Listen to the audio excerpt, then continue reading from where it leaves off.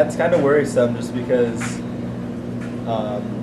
live in this country and they just kind of keep handing out money and there's not really money to hand out. Well, obviously we have 2 wars going on, which is very expensive, and that's in itself is going to be a debt that we're going to have to pay off. I think traditionally people aren't quite used to a higher ratio of debt to GDP.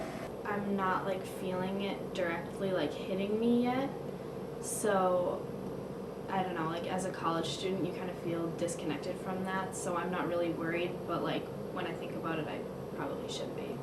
It doesn't bother me so much because it seems like it's so far out there, and it's so huge that I can't really comprehend it.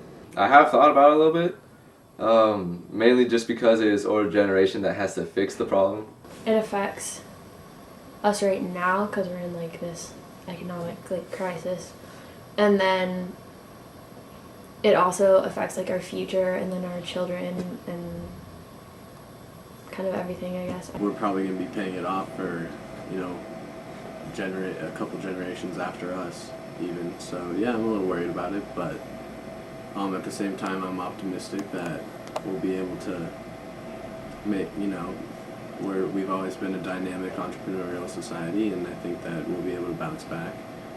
The only way I see to get rid of an enormous national debt like that would be to do budget reform, and that's going to involve some kind of, I mean, you can't lower taxes with an enormous national debt unless you cut other programs. I'm on the board of Consumer Credit Counseling Service. This is a nonprofit agency that helps people in financial difficulty. Don't think it's just students that don't know how to manage their money. It's almost everybody. Let's say we needed $1 trillion to pay the interest, and you say, why can't we pay off the debt too? Okay, we'll make it $2 trillion. You say, you mean you want to double my taxes again? Yeah, you just said you wanted to do that. No, I didn't mean that. So you're going to face higher taxes, not only for the debt problem, but the different programs that they're introducing, which will run up the debt even more. National polls show that trends across the country mimic what we have seen in these interviews. With the national debt standing at nearly $12 trillion, many people feel that debt and deficit are pressing issues.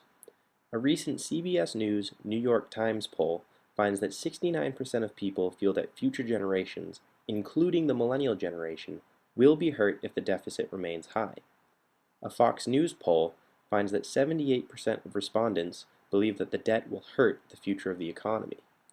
However, despite these large unifying numbers, a 2006 LA Times poll finds that less than 50% of people expect to lower their debt year over year, and a CBS News New York Times poll finds that 56% of respondents are unwilling to pay more taxes to alleviate national debt.